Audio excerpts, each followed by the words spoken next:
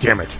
So fast. He must be laser focused in. The only thing on Haru's mind right now is this race. Life is like a hurricane here in Duckburg. Fuck you, my child is completely fine.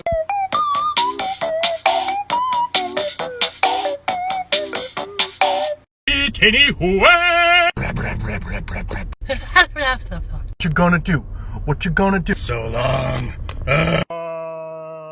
When they come for you. You need tips for dealing with ADHD? Here are the ADHD tips and tricks that I've been using to live. Also, I'm medicated. The first is making a landing pad in your house. Stuff goes in this place. You walk in, mouse goes there, thing goes there, keys go there every single time. No matter what. Next tip. I have to watch a video online. I usually watch it at 1.5 or 2 times the speed, so it's going faster so I don't get bored. So useful. Next thing is have something called a parking lot. It's just a notebook that you keep nearby when you're doing other activity, like work or schoolwork. While you're doing it, obviously you have a great idea, or thoughts will pop into your head. Instead of executing them and getting totally derailed like I normally do, you have this notebook where you write them down really fast and keep doing whatever you're doing. Theoretically, you'll go back and check the notebook. I never do, and I can't read my own handwriting. Tip a million, we set timers frequently, all the time. I use timers for speed challenges where I'm like, oh, I hate the idea of cleaning my room, but let me see if I can do it in under 5 minutes. Speed is fun! So if I hate whatever I have to do, I'll be like, oh, I'm only doing it for 7 minutes. I can do anything for 7 minutes. Anyways, I gotta go. Let me know if you try these tips. And you can message in the comments if you want like a 4-3 trip using these clips. I don't know.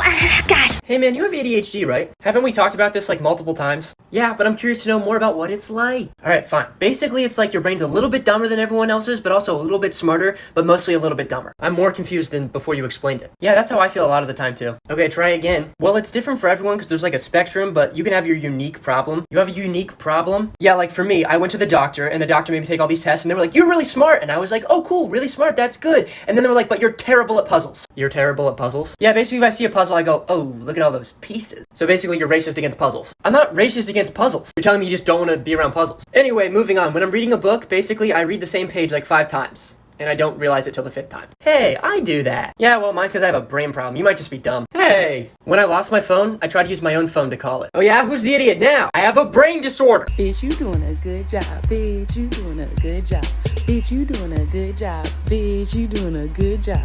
Fuck that laundry. Fuck that dish. Take a break and shake that shit. Okay, so there's 2 possible options, now you just have to make a choice. Okay, cool, let me just overthink every possible future outcome while my body goes into paralysis.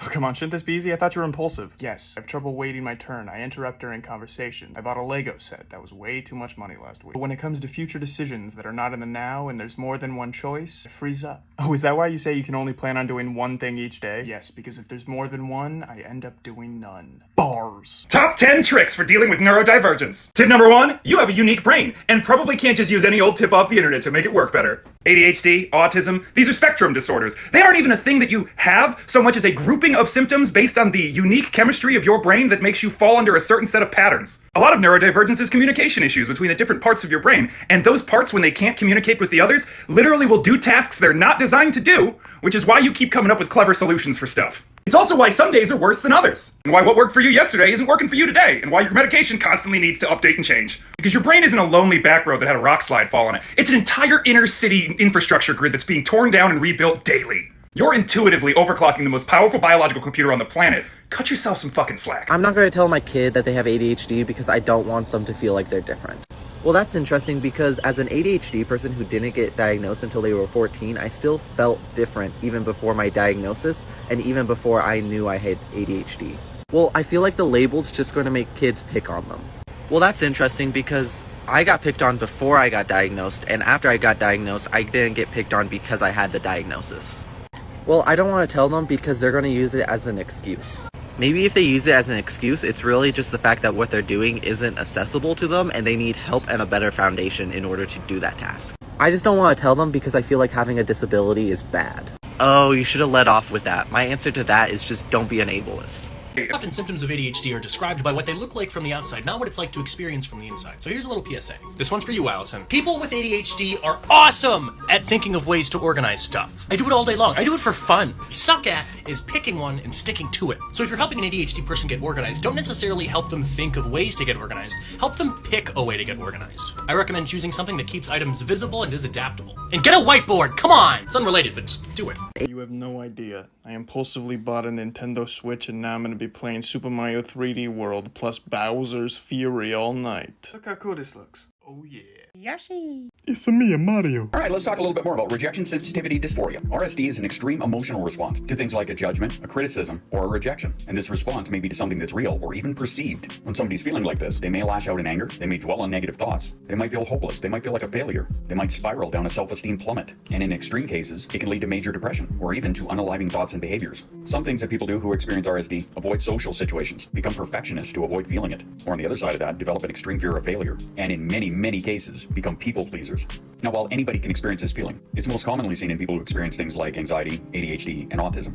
So how can you tell if you're feeling it? Are you feeling overwhelmed by the thought of any form of rejection? Are you a perfectionist? Or do you set unrealistically high standards for yourself? And if you don't live up to those standards, do you feel intense shame and guilt? If you're criticized, judged, or excluded, do you lash out in anger or rage? These are just some examples. So what can you do to combat RSD? One thing you can do is remember that your brain lies to you. If you're having negative thoughts, ask yourself, is this really true? Odds are, it's probably not. Say it out loud to yourself and mean it. My brain is lying to me. And if you're still having problems with it, maybe ask a family member, somebody that you know is not going to benefit from lying to you. Is this true? And remember that you are not alone. There are many of us who experience this. And if you ever feel like that, reach out. Because in those extreme cases, a permanent solution to a temporary issue is not an end that justifies the means. Today we're going to talk about one of the best ways to get shit done if you have ADHD. It's called body doubling. Not this kind. Put very simply, body doubling is just having somebody to sit with you and hang out with you while you do the work that you need to get done. And the person who's with you doesn't necessarily have to participate, they just are there. This can look like inviting a friend over while you clean your closet, or even just hanging out on a Zoom call while you do your paperwork. For some people with ADHD, having somebody around offers us a little bit more support and structure. For other people, we need the engagement and stimulation that having another person around to talk to provides while we're doing something boring. For others, it's an accountability thing. So sound off in the comments. I want to know, do you use body doubling and does it work for you? Hello, it's my lunch break. I'm working from home, and my name is Leo, here to tell you some more ADHD tips from a lot of it I learned from ADHD coaching. And now I'm here to save you some money so you don't necessarily have to buy it. I hired an ADHD coach. I learned so much in the 4 months that I had him. I would highly recommend anybody to use one. They're expensive as fuck, so maybe you can't. I know I can't afford it forever. I think one of the coolest things to learn about ADHD is there is a lot of shame involved with it. The first month I had this coach, we just did what's called awareness training. It's where you sit there and you're like, oh, that's probably my ADHD. Oh man, I feel like shit after about a certain time of the day because I'm more tired. My ADHD gets a lot worse. Why can't I do my dishes in the morning but not after 6 p.m.?